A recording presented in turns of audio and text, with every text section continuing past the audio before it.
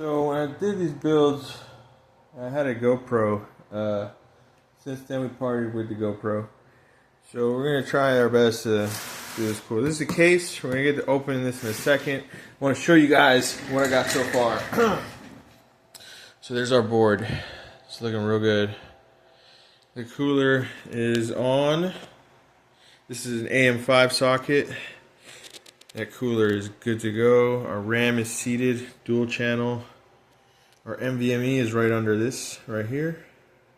And yeah, let's get to opening the case.